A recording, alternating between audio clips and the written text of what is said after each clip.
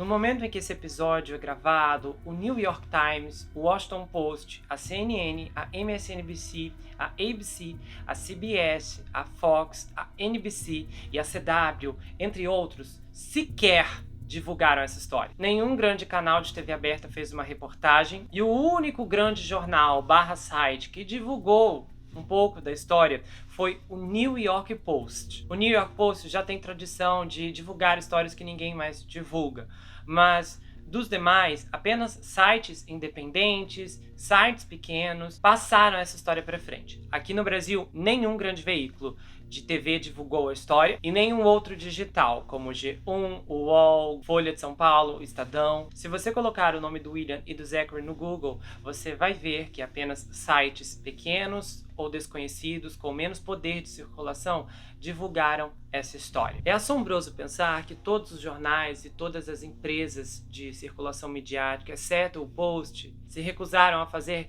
um artigo sequer desse caso. Esse é o tipo de história que, se não fosse por um veículo independente do qual eu nunca tinha ouvido falar até então, jamais teríamos sequer 2% de todas as informações que vieram à tona aqui. Talvez seja a hora de se perguntar como tantas empresas que não estão conectadas tomam exatamente a mesma decisão editorial, se recusando a cobrir um escândalo tão grande como esse. O meu horror a esse fato foi tamanho que eu comecei a fazer uma pesquisa e eu comecei a encontrar, eu não posso dizer aqui das mídias aqui, mas eu comecei a encontrar ligações de fundos financeiros entre todas essas empresas que eu mencionei, os veículos americanos, do New York Times, a ABC, a CBS, a CNN, a MSNBC, gigantescos fundos financeiros. Eu, inclusive, fui atrás de registros financeiros e eu consegui encontrar, e eu pensei em trazer aqui para vocês, mas eu teria que tirar muito mais tempo para conseguir elaborar esse relatório e incluir nessa investigação.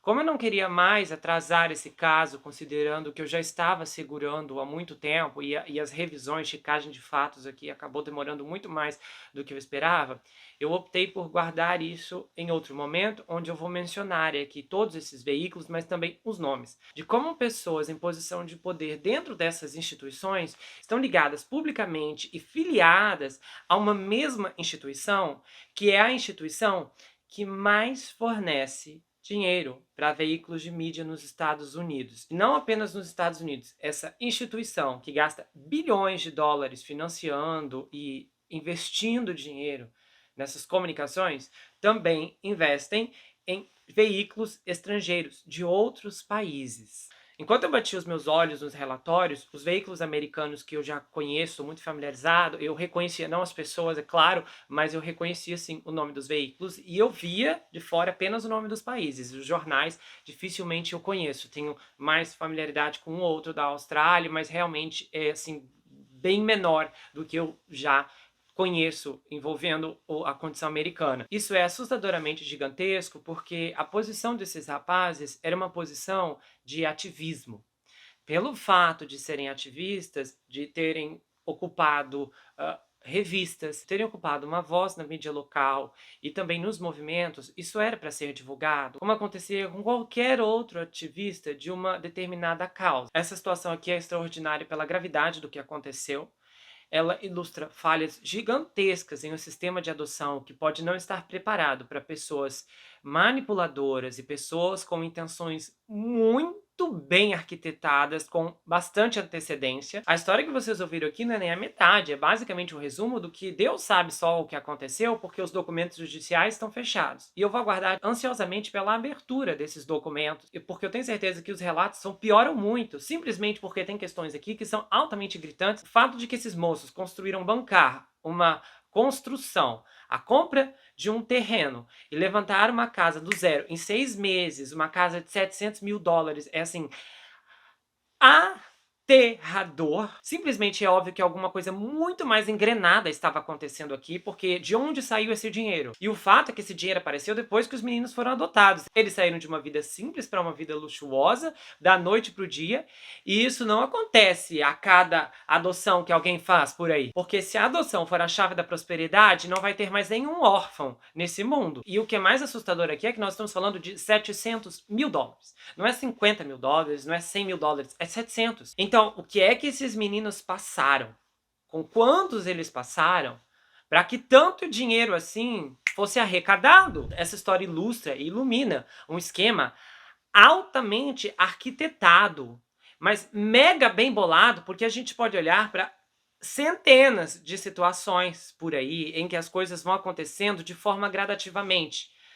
O caso da família Turpin, por exemplo, que é inesquecível. Quando você pega situações como essa, a gente sempre lembra dos Turpin. Se você pegar aquele caso dos Turpin, a história vai ficando pior conforme o tempo vai passando, chegando ao ponto de ficar realmente sustentável. Mas as coisas não começaram tenebrosas do dia para a noite.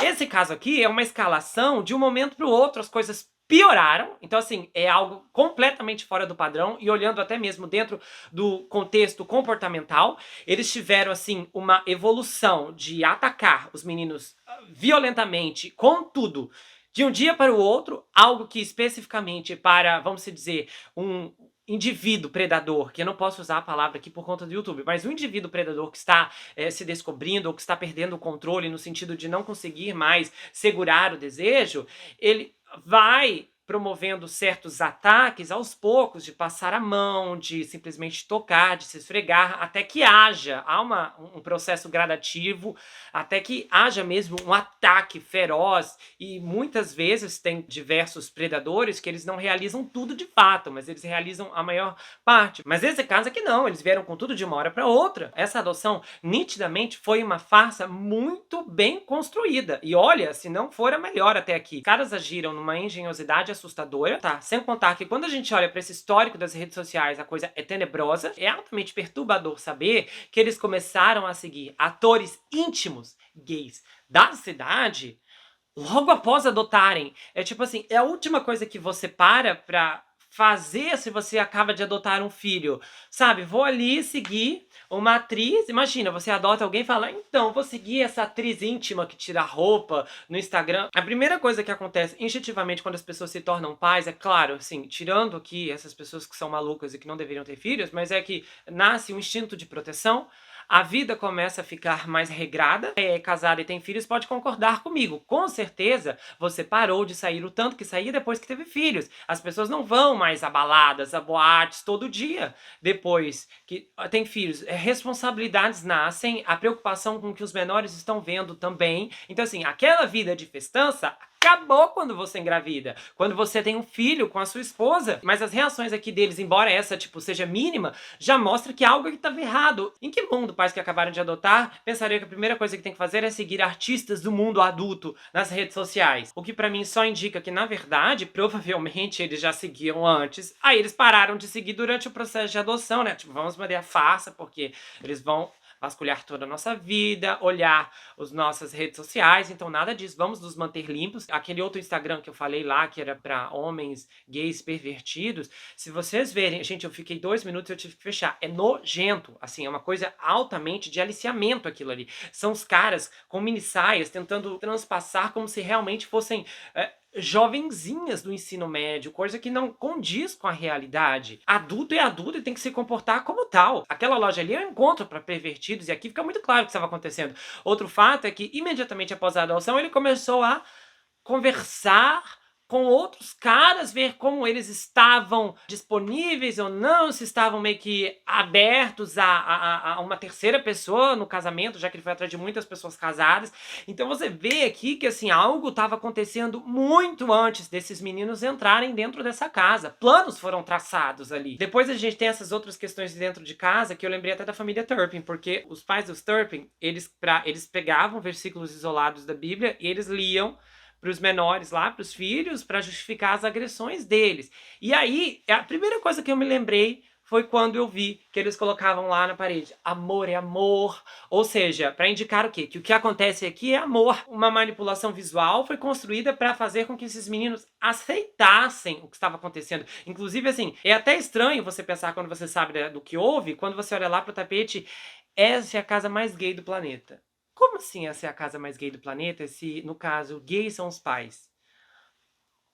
Os 2 meninos hã? Então, assim, quando você olha pra isso aqui, são sinais vermelhos em tudo quanto é canto. Então, além de construir casa, eles também tinham grana pra fazer viagens. Aí eles circularam entre os outros ativistas da causa, obviamente, pra conseguir construir, né, uma posição, até mesmo porque seriam os suspeitos improváveis. Nós temos acusações aqui bem preocupantes, inclusive algumas que eu penso na definição, porque tem incesto agravado, exploração agravada, tem um outro termo aqui que eu não posso usar, que também é agravado.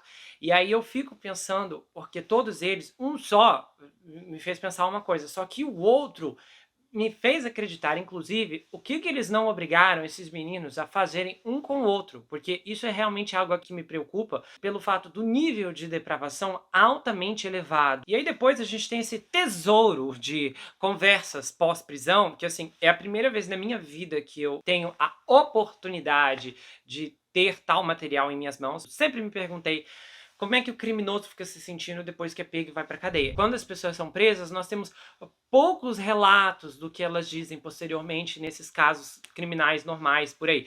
E esse caso aqui, ele é bem diferente porque realmente a gente tem mais ou menos uma noção do que estava passando pela cabeça dos dois. Não apenas de um, mas dos dois. Obviamente, não dos pensamentos totais, porque, óbvio, eles estavam mentindo para o parente, querendo negar tudo, mas deu pra ver ali o nível de cinismo e escárnio. E eu me recuso a ceder ao cinismo desses depravados. Eu me recuso a aceitar. A frieza deles ali era monstruosa e as preocupações deles ali era de correr pro banheiro e realmente vomitar, porque eles se preocupavam com a Disney+, com a Amazon Prime, com as despesas, com a Netflix, um total distanciamento da realidade. Eu fiquei chocado com eles pensando que realmente iriam conseguir tornozeleira.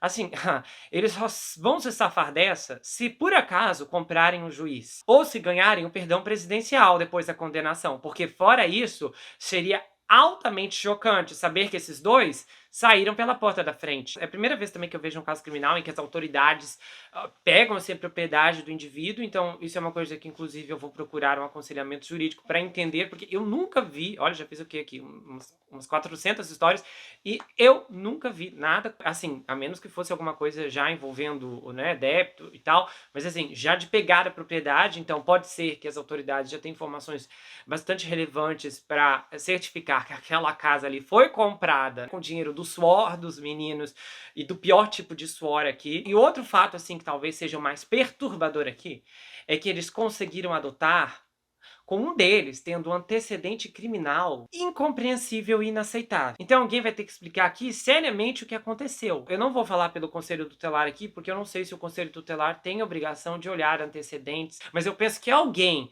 no processo de adoção, tem que olhar isso. Eu me recuso a acreditar que quando você vai se colocar numa fila de adoção, ninguém analisa seu histórico, ninguém vê nada da tua vida, as pessoas só acreditam no que você fala, ok, tudo bem, vai dar certo. Até porque eu sempre ouvi a minha vida toda que a adoção demora muito mesmo nos Estados Unidos. Eu ouvi há anos atrás a Sandra Bullock falar que ela tinha entrado por uma lista de adoção, passaram-se anos e ela até esqueceu que ela estava nessa lista quando ligaram para ela, olha, a gente tem um bebê aqui, você quer? E aí entregaram. Mas é claro que isso aí vai variar de estado para estado, e agora eu não tenho certeza se a Sandra mora em Nova York ou na Califórnia, mas é um dos dois com certeza.